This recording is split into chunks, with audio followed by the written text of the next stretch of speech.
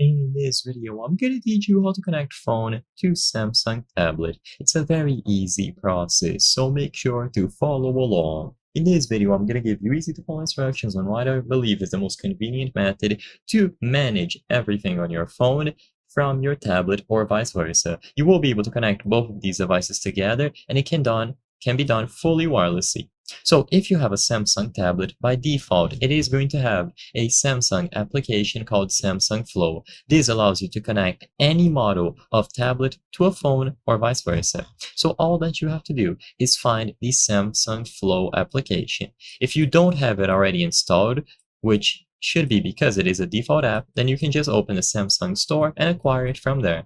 Once you get Samsung Flow set up, you will be able to connect your computer or your tablet to your phone. So you choose OK, and as long as you are in close proximity of your phone, it is going to appear on the list of available devices. You will see these icons here, either a network icon, as long as you are connected to the same network on both devices, which is what I recommend. So you just go into the settings and choose Wi-Fi to configure it.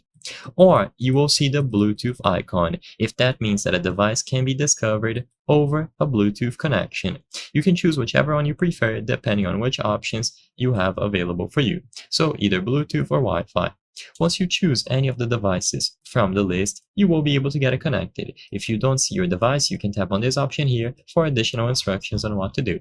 Once you select any of the devices, you will once again have to choose between Wi-Fi or LAN or Bluetooth.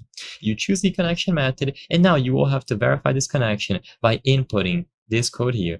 Make sure that it is the same between both devices, and if everything looks okay, you can continue. Now it is going to remain connected as long as both devices are in close proximity of each other.